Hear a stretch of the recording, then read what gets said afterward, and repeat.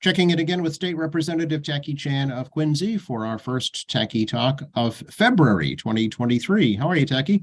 Doing great, Joe. Yeah, it's February 1st and a nice nippy day. As you can see here, I'm back in my office in the State House. I see that. Yeah, you've got your suit and tie on and your hair is combed. It's all business today. Oh, absolutely. I have to look presentable to my coworkers, although most of you have been watching me know that you all know better how I really look in a day. Yeah, we like the casual tacky, but we understand, business is business. Speaking of business, you were all business at the mayor's State of the City address yesterday. Yeah, as part of the job, I suppose, is we attend all the various city gatherings, including the State of the City address, and the mayor generally lays out whatever he wants to lay out at the State of the City, no different from any mayor. And it was also great to see Governor Maura Healey coming to visit our city as part of the listening on the mayor's agenda. And given the timing of it, which is actually very good, given the timing of Mayor Koch's State of the City, actually create opportunity for Governor Hearing to come. It's always good not to have a State of the City addresses backed up against each other around the state. We forget that there are a lot of cities in Massachusetts, including Quincy being one of the largest cities. And having it timed where it did to give the governor a chance to try to get many State of the City addresses all over the Commonwealth. So, it was wonderful to see her there, and it's good timing. I thought it was great timing by the city to put it there, so her attendance was able to be had. Yeah, and he called out yourself and the entire Quincy delegation as well for their support. So congratulations on that.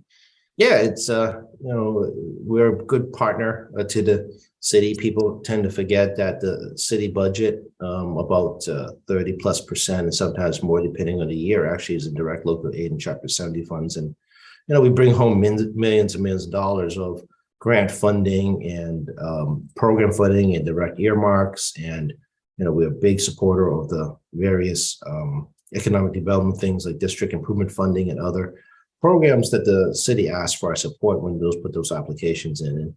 And if there's a further conversation on things like projects in the city where the state's doing some work, whether infrastructure or building or looking for places to lease a building or a floor or whatever they need office space. I mean, obviously the city likes to be engaged in any kind of extra revenue generation, and we're very aware of that. So it's the nature of Quincy, and so much state components to it, whether it be MBTA, the expressway, the MWRA, the beaches, the parking ways, the MBTA police training center.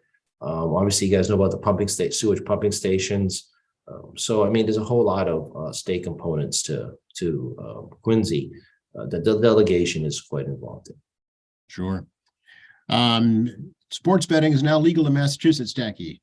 Yes, I made a trip to Plainridge Race Course yesterday after the State of Mayor's address. So I did a quick dash out of the State of the City address to get to Plainridge because I had to be there by 12. I got there at 12:30. So, didn't quite get there on time.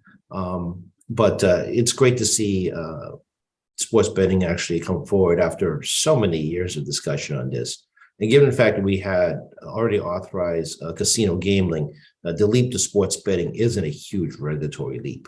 There's plenty of other states where regulators can use as a baseline example of how to properly regulate it. And of course, we can always add more than other states, but this is not one of those situations where we're first in line to do it. And that's not a bad thing, I tell folks. Being first all the time isn't always the best. Sometimes it's good to see other states go first and then learn the lessons from them. Any estimate on the revenue and what that might be used for from sports betting? I'm not exactly clear how much revenue is going to come in, because when we did marijuana and casinos, they went well above estimates. I was very surprised marijuana, but how much above estimates it went to. I mean, a lot of the funds from sports betting is going to be pre-allocated again to our essential services and education, transportation, and healthcare. Those are the priority allocations, very similar to the casino gambling allocations. Marijuana is a little bit different because there's a lot of healthcare issues associated with it where it goes into. But I mean, it mimics a lot of the existing casino gaming stuff.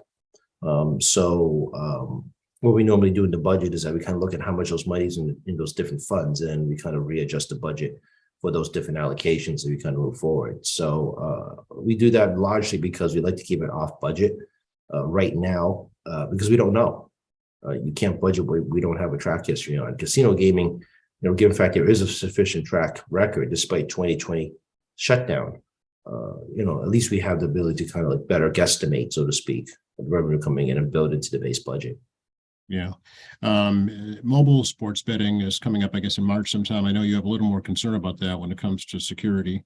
Yeah, absolutely. I mean, I remind folks that if you have money that's not sitting in a bank account, you definitely should consider moving that money in case a hacker gets it and grabs it. There's no guarantees that the mobile entity, no matter what it is you're using, that isn't a bank, like a FDIC insured bank, is able to provide you recovery for those funds. And same thing with sports betting. The reality is they're soft targets for terrorists and criminals, and they're going to just go after it. Again, if the FTX lesson for Bitcoin, not Bitcoin, whatever that coin they used, FTX coins, and they were using it basically as like a bank to tell you get interest rates back, but there's no FDIC insurance in case of fraud. Well, it's only $250,000 coverage. I mean, right now people are still trying to figure out how to get recovery of those lost cryptocurrencies. So, there's another lesson for you regarding, putting your money in places that are truly safe, or at least truly insured. So, I know people, always looking to make a couple extra dollars, but I think the security of your money is much more paramount than try to make extra money off your money. I know there was some concern that now that there's sports betting, that might take some of the revenue away from the lottery. But how do you feel about that? Do you think that's a valid concern? Well, people forget I was around when Speaker Finneran put out a report that claimed that the casinos would rip apart the lottery by massive numbers. Instead, the lottery has had record number growth despite the casinos being here. And one of the places that no longer exists is Raynham Greyhound Dog Park. They were among the top 5 lottery sellers in the state. And the lottery is ubiquitous, as you all know. It's inescapable in the denser urban areas, for better or for worse. That's a longer policy argument about a different type of aggressive tax on certain socioeconomic sectors. But that being said, I don't see a major impact on sports betting. I'm a firm believer that people that wager like to wager on certain things. I do not believe in cross-pollinating wagering. I do that. Even people with addictions to wagering tend to stay within their lane on what they like to wager. I think it is a falsehood that people say that gambling is just one monolithic type of entity. If you actually, I've been in enough gaming facilities in my life at this point to observe how people play. And people are religious about going to a specific slot machine. People have a certain preference regarding a table game. People love Keno or hate Keno. I don't like Keno at all. I rather play a lottery game. And even then, I don't really like to play a lottery game. But you would see people playing their scratchies. Now I'm dating myself, right? I'm a real Boston guy. But I mean, they're playing the instant games. And you notice that people pay mostly uncertain amounts. And maybe they'll buy that mega $50 ticket every so often. But, they see more value in buying, $10, $5 tickets, right? So people are very, habitual how to do it. It's like the daily numbers game. That game shouldn't exist, but it has a sufficient foot traffic, for lack of a better term, of committed people forever who are willing to, put down $1 to try to get a couple of thousand instead of hundreds of millions. There's value there. The state treasurer, during the consensus hearing, did talk about the fact that while the big numbers, mega jackpot games have definitely, boosted the lottery. Some of the games, they were suffering economic depression, like Keno, because the restaurants were closed, have been making some comeback. But, Insta games have not had the same flow as it had in the past. And instant games still represent like 60% of all sales. Again, the $50 ticket we talked about the other podcast, it was like, oh my God, this is ridiculous. So, the lottery is still, trying to, get their advertising up. They're going to try to promote themselves. But I mean, people are betting on the Celtics are not going to grab an instant ticket. I mean, they were never grabbing an instant ticket to begin with. Yeah, people have their own even numbers, same numbers that they play out for a lifetime, children's birthdays or anniversaries or important dates in their lives. And they never stray from that. Absolutely. I think we've seen a few news stories on a national level about people winning big and their logic behind it. And it's something that's closer to them, and they feel that brings them good luck. I mean, more power to you. I have it's all random numbers anyway, so there's no reason why your random number isn't as good as someone else's. But I truly don't believe there's a huge lottery impact as a result of sports betting. Again, the casinos have not dinged up the lottery, and all mobile sports betting does is puts a direct competition against the brick and mortar casinos, sports bet books. And it actually brings greater competition regionally against, New Hampshire, Connecticut, Rhode Island, and, all the other parts of the country that, have sports books on or near our borders. Right. Well, it is February now, and any movement on Beacon Hill in terms of the new session, in terms of committee assignments, rules, things of that nature? Well, actually, we're in debate today to do rules debate. So I am here today. We have a Democratic caucus at 12. It's right now 11:25, and expect the Democratic caucus will talk about the proposal of House rules which operate the House, and proposed joint rules which will be sent to the Senate for their consideration and amendment, because that's what's going to happen, regarding the joint operation of committees and joint operation of bill movement between the two branches. The rules structure obviously very important to everyone, because this is the playbook. We know how to run the place, and it's imperative for every legislator. While we are not expected to remember every single line of the rules, it is imperative to know how the rules work. And I've been around for a while. Even back in my Senate days, I had to learn how the Senate rules worked, even though I didn't memorize every single line. It was still very important as a staff person to understand what was really going on in the floor. Yep. And new elected's going to have to learn by observation, because you can read this thing till you're blue in the face, but until you see it in action, it doesn't make a lot of sense. It was like civil procedure in law school. I mean, reading all these books on how to do civil procedure was wonderful, but I had no clue how this stuff worked in real life until I actually had to do some courtroom observation, and it started to be like, oh, okay, this starts to make sense. So, it's a lot like that with the rules debate. And once rules are set up, the committees are part of the rules debate, and then we're able to move forward on the committee assignments. And I'm aware that the speaker is still seeing House members regarding their requests as they try to work through what's the best situation. The House rules, what's the joint rules proposal to the Senate is to eliminate the Committee on Exports, create a new committee by bifurcating natural resources and agriculture to create a natural resources committee and agricultural committee. And the House is looking to mimic the Senate in terms of creating an intergovernmental committee as well, intergovernmental affairs. That agency or that committee would be more engaged regarding with the federal delegation. They did some renaming, not a big deal. I mean, they did some renaming of a couple committees, but this is basically the same committee. So, but that's a proposal that's being sent to the Senate. We stuck in the House rules, the emergency rules that we've been operating during COVID. We decided it's a little wise if we just put them in there, so we don't have to make new rules. God forbid we have another emergency, but it doesn't have to be a pandemic. It could be, God forbid, a terrorist emergency, for example. People remember 9/11. We had no rules for 9/11. We just came in the next day and hoped for the best, because I did come to work the next day after 9/11 to the Senate, as well as convene an informal session, and hope nothing bad happened. So leaving the emergency rules, in place, not necessarily just for a pandemic situation, but Lord forbid we have a Boston bombing again, or a 9/11 circumstance. I mean, those aren't that far from my memory still. And the operation of the legislature is still crucial on that, and the ability to do remote just in case is not awful idea. Yeah, that option didn't exist during those events that you just talked about. So to have that option, why not use it?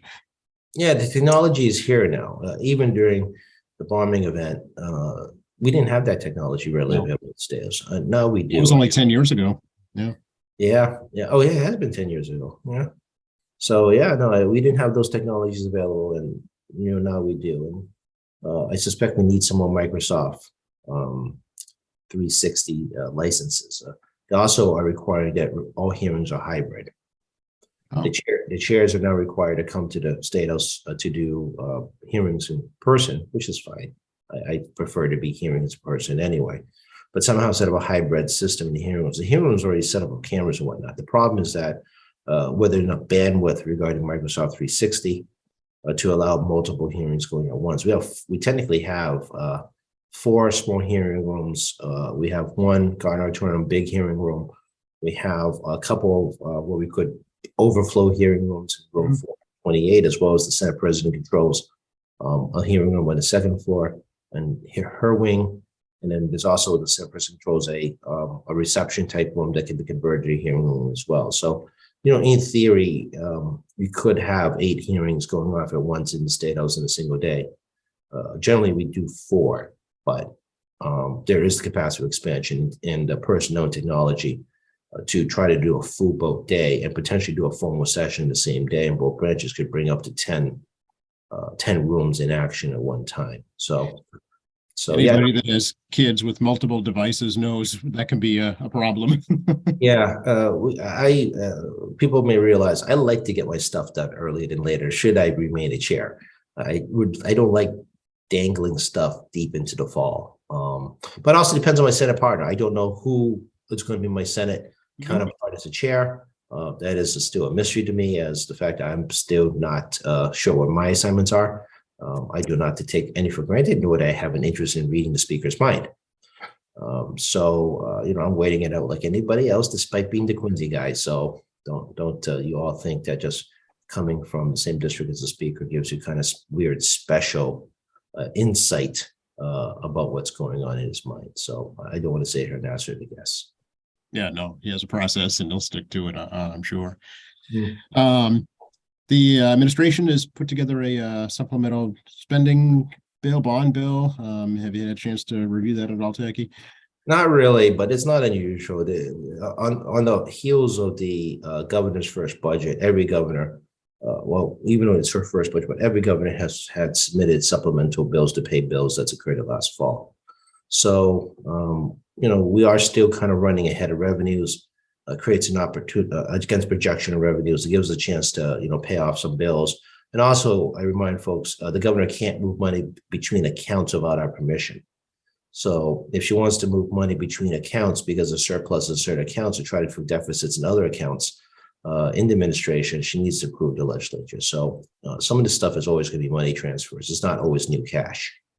That's what the press doesn't do a great job at. We're talking about supplemental budgets. It gives a false impression that it's all cash. That's nil. It's money being moved around. Sometimes we get settlements in terms of big AG cases. That comes to us. It's our responsibility, legislature, to allocate, whether it be going to a trust fund or expenditure or authorizing redistribution to people in the Commonwealth that was adversely affected in those cases.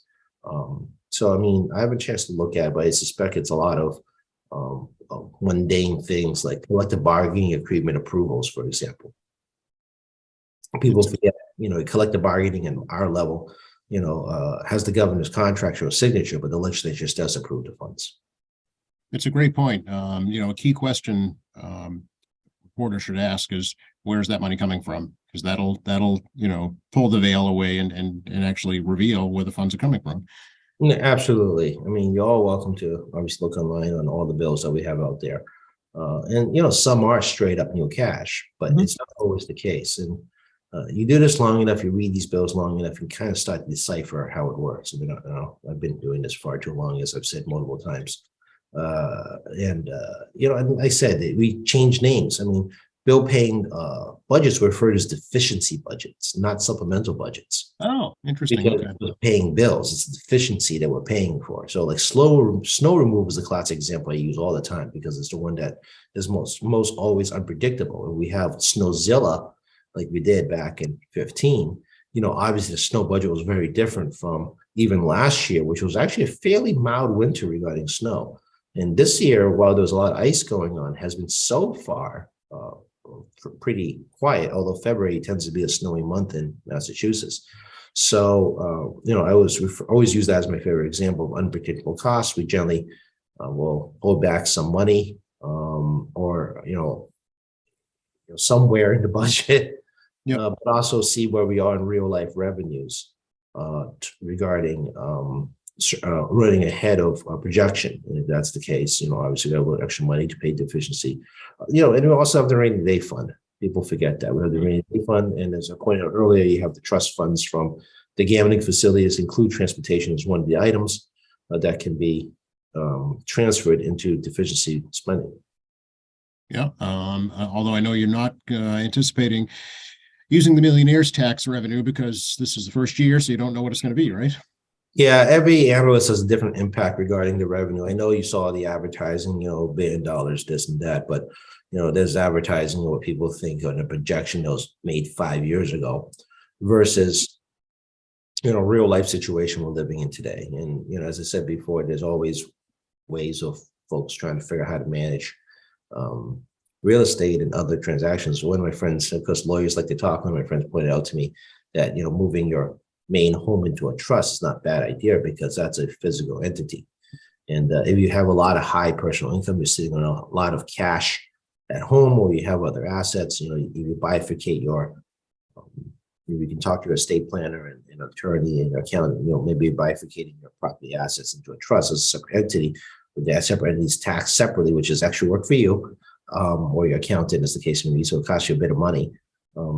Is possibly a way of trying to make sure you pay your taxes, but also, try to avoid the $1 million threshold. Again, say over and over again, talk to your accountant, talk to your estate planner, talk to your attorney, and, come up with the best plan that works for you regarding how to handle millionaire's tax.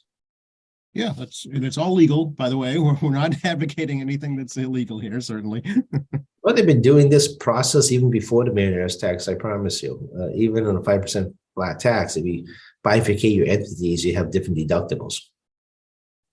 Speaking of money, did you read that the Secretary of State is not going to accept a pay raise? So the question I had is, what happens to that extra money? Does that just go back into the general fund? Yeah, it stays in the general fund. Every constitutional officer can decide how they want to manage it. Obviously, our pay, well, their pay in particular, more than mine, is tied to actual wages in this country over 8 quarters according to the Department of Labor. So you've seen all about this in the news. Wage growth is not keeping up with inflation. Many employers, especially at more the Main Street level, has been paying a premium dollar to get help. And since our pay is tied to the economy, and more so for the constitutional officers because they're tied to actual wage growth. And you saw in the Boston Globe that they have a monstrous 20% increase, which occurs every 2 years. So it's very unusual. And I do not to see this situation again for another perhaps 40 years, again, a 1970s style inflationary period. So this is a one-time bump in the road. And again, it goes the other direction. If there's wage decreasing, our pay goes down. I was here with 3 pay cuts because the median household income went down in Massachusetts. I took actually a 0% as a pay cut, but in 2011, 2013 were negatives, and 2015 was a 0. So yes, it can happen. Negative wage growth can actually happen, as well as negative median household income. Interesting. So yeah, my ability to get paid is tied to your ability to get paid. It's one of these things people don't quite make that correlation to. And I'm locked in for 2 years. There's no pay adjustments that you could ask for an employer, or if your business does really well and you feel like giving up bonuses, which I think is a wonderful thing for employees to do, to share the wealth. But no, that doesn't work in my world. Well, you wanted to be a public servant, and doing it a long time too. So you know the score. No, and I don't complain. I do just fine. Given my lifestyle, my current circumstances at the house, it works. Obviously, let's say if there's a major lifestyle change, there's a reevaluation, and maybe this job is, not going to make the cut depending on my responsibilities. And it's no different from anyone else making these decisions.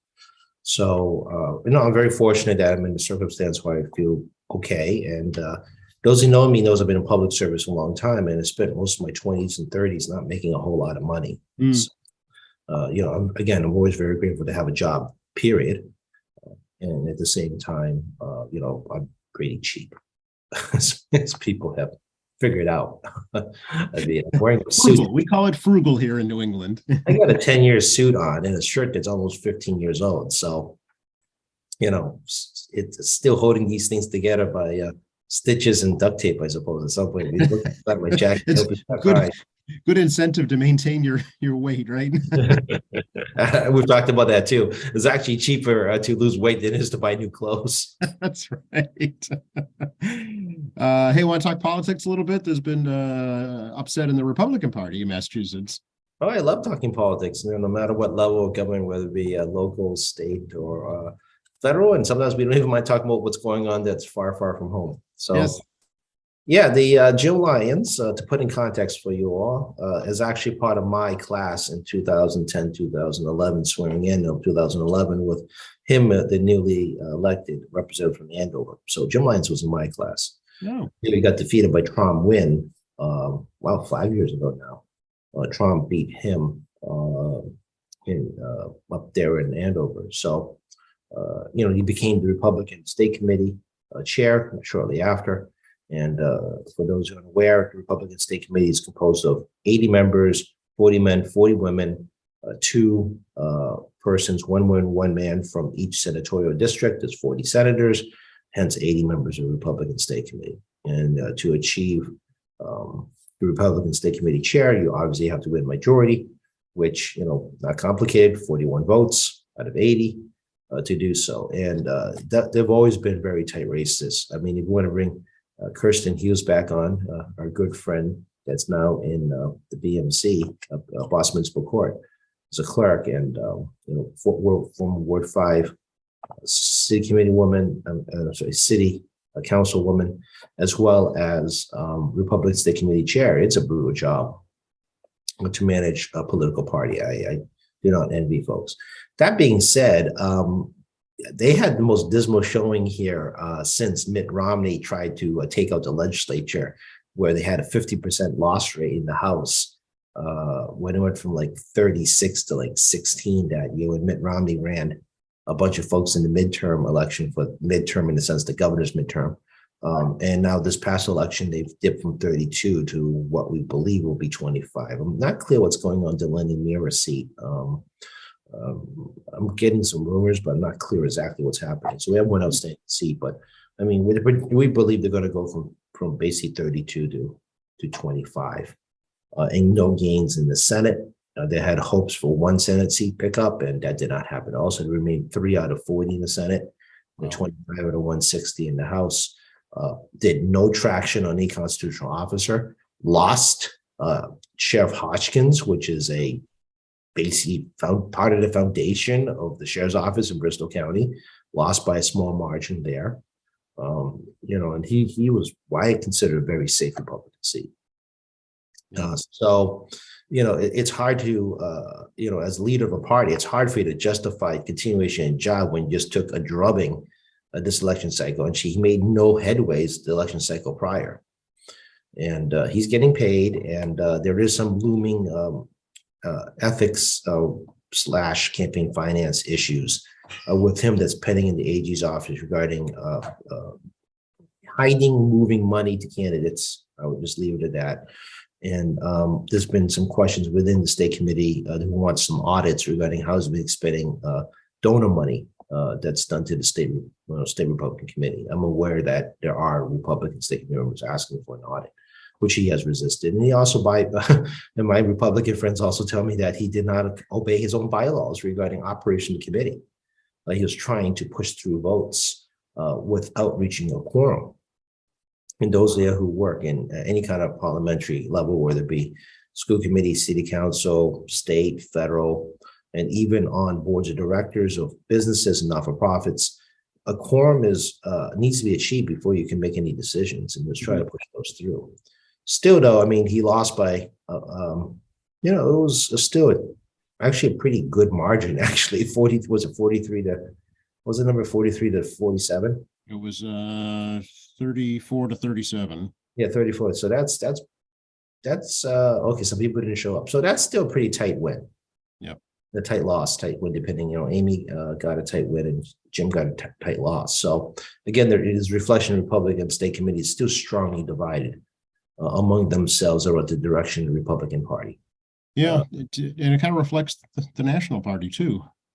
It has, and people ask why this has happened. It's because there's a declining enrollment of both Republicans. Of course, Democrat had a spike the last 4 years, but there's a declining enrollment in that party, and it's a declining interest in people in participation of political parties, whether it be on the municipal or state level, to want to engage in trying to make change at that level. As people leave the party in both political parties, the remaining group dictates how things go. And then people complain about the two political parties, but do not want to participate in changing. And this is not a new story, folks. You've heard this before from other people. Yeah, it's going to be interesting to see if it leads to the kind of mainstreaming of a third party. Right now, I think a third party candidate has to meet some special requirements to get on the ballot. I wonder if that will change. Well, they get more time to get decisions about it. Obviously, Tim Cahill is our most recent local person that did that when he ran for governor that year with Deval Patrick and Charlie Baker are doing Deval Patrick's second term. That was 2010, actually. I was actually in the midst of the insanity of those elections, but I was trying to win my own seat for the first time. But I mean, to achieve a political party status, if I remember correctly, you have to get at least 2% of the vote on a statewide candidate, right, to qualify. And I think there are still some smaller parties that have done that in the past, including the Libertarian Party. It's literally why they run in states. I mean, some of these smaller parties run for the exclusive purpose in various states just to maintain their political party status, because you're not a political party. You can't get there's all kinds of ramifications on 501c4 or political party status and all this other stuff. So there's a lot of legalese that's not has to be done in every state regarding political party maintenance, as well as keeping your campaign accounts and so forth. Right. So I think people like oversimplify. Oh, they just need to spoil things. It's a little more involved than just that. They're trying to keep their party interest alive by maintaining a party status. It's not always just like being a spoiler. Right. It's a little more involved. So, but I mean, again, I'm doubtful that a third political party can arise. I think the sufficient political spectrum, as we all see in political parties, it's not a monolith. Everything's a political spectrum that they can try to hold their tents together. It's the challenge of the Republican Party is, even though they have that large political spectrum within the Republican Party, can they actually get everyone to get in the same boat and row together? Mm-hmm. Or at least most of them row together. The Democrats, despite our big spectrum, has been able to somehow continue to maintain the majority of Democrats to row together when it comes to big political races. Yeah, it's a lot of it goes back generations and families, I'm sure, and it's done because that's how it was always done.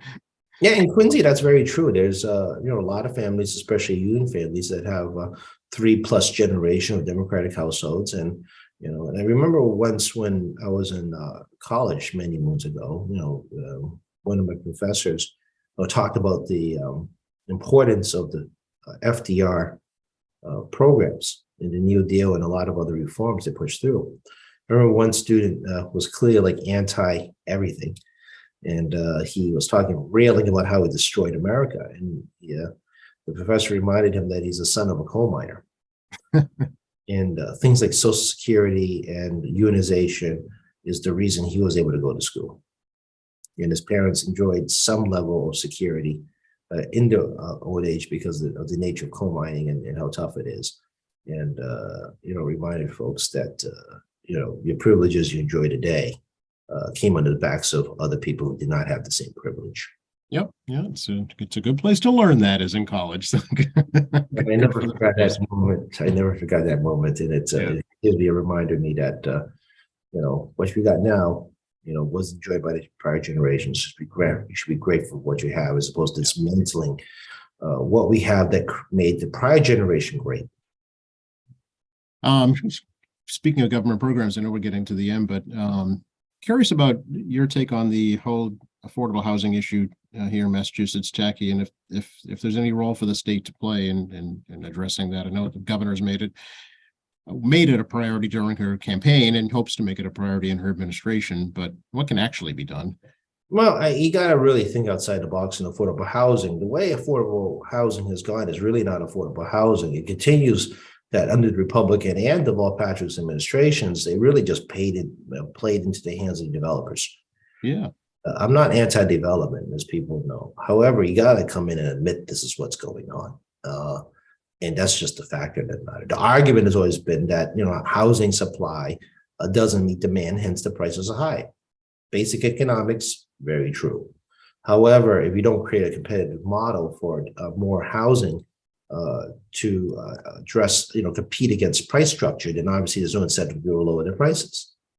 And then you throw on top of that, the idea we'll build a lot more housing to try to meet demand so we address the housing pricing. Well, I mean, you got to build like 50,000 units in the greater Boston area, not just in Boston, but inside the 50-ish, 25, 50-ish mile zone, depending on where in the roadway we're talking about. Right. And you're going to have private development do that. The interim, all those guys are going to do is charge market rate, trying to get to the, essentially the central number. And you still have no affordable housing. And you can't build that much housing on a private sector, because they're going to have to get those things financed, and they're going to want to return on investment and looking for specific targets in return on investment. So, some return on investment can be high as 20, 25%.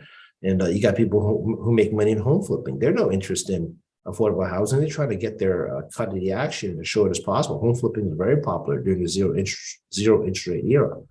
Now the Feds are so-called heading for a terminal rate of 5%, which may or may not be true. The Feds are going to announce at 2 o'clock. So you can talk about it, tomorrow morning on Listen to Joe Carlano in the morning.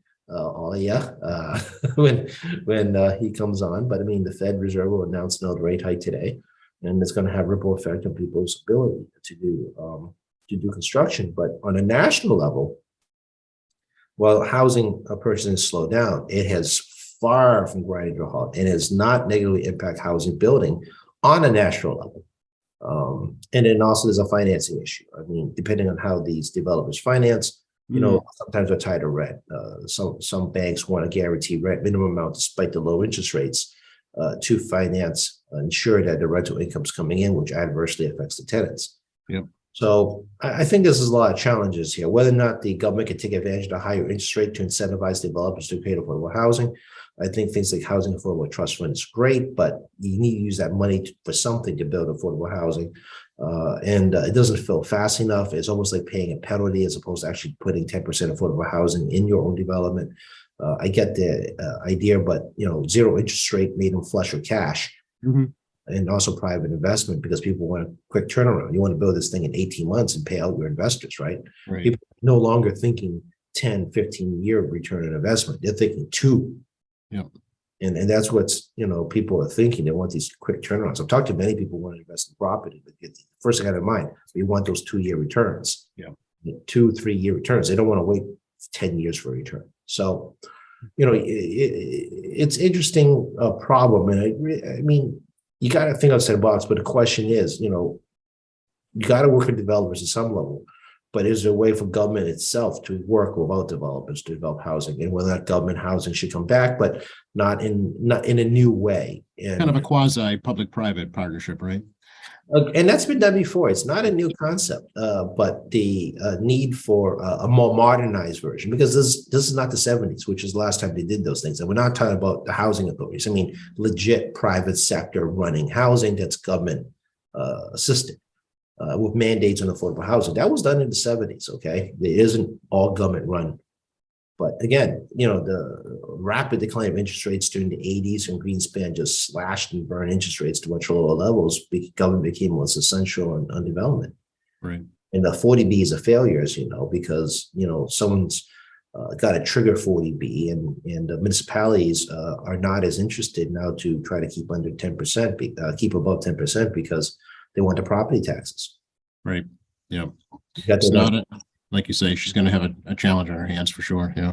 Yeah, you got to think way outside the box. And I I think there'll be a housing secretary. I don't know if it's been appointed yet, but I think it's still vacant, but she's going to have to create a new secretary for housing. And you got to really just bite the bullet and take on developers, and not in a negative way, but you have to change the relationship and how to do partnerships. I know you're up against the clock, but Lunar New Year is coming up here in Quincy on Sunday, right?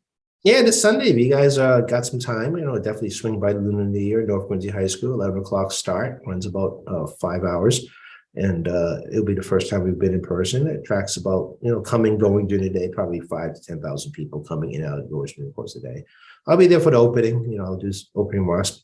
I was actually had the flu again in 2020, so I didn't make that one. But, I'll be relatively healthy today, as you can tell. So unless something happens, I'll be there for opening remarks. And people have noticed in large crowded areas, I've been wearing my mask much more often. I do have some home issues with my mother regarding her medical treatment. So, given the fact that, stuff is still flowing through the air, abundance of caution is still being held by me. So again, people should, be aware of the health as well as the health of their loved ones and make the best decision possible for you and also them. Absolutely. How do we get a hold of you, Tacky? Well, the office is here. I'm still in room 42 until the speaker moves me. 617-722-2370. 617-722-2370. We are staffed and we are open. The status is open for visitors. So if you want to run by, obviously you can come say hello. tacky.chan@amahouse.gov, tackey.chn@amahouse.gov is the email. Obviously, please call an email. Do not social media post me on my Twitter account at Tacky Chan or Facebook at State Representative Tacky Chan. Please don't do that. Just email or call us directly. And actually, what I changed the rules is we're no longer going to be able to stream my public hearings on Facebook. They're going to require us to use the state legislature's website for streaming, which, to be honest with you, between the two, the Facebook, I think is much easier for the public, but that's just my opinion. And, obviously, malegislature.gov is the state website, and tackychan.org is my private site. And we talked about why we have two websites some time ago, and it's government. It's called bureaucratic red tape. Yes. It's a challenge. Well, we have no restrictions here on our Tacky Talk podcast. You can say and do whatever you please. Well, that can get me in trouble. I suspect every time I come on, people are going to be like, what is he doing now? But again, we always hope we provide some, insight and information and perspective, perhaps another perspective on how things look. At least try to provide a couple of different perspectives if possible. And I hope people get to not just enjoy our company, but also maybe learn a thing or two about how things work. Yeah, absolutely. I know I have for sure. So I appreciate that, Tacky. And I wish you a happy Lunar New Year and check in next week. Well, Sunny Farewell, Gung Hei Fa Choi. We'll be, Year in the Rapids started a little while, but we're celebrating on Sunday.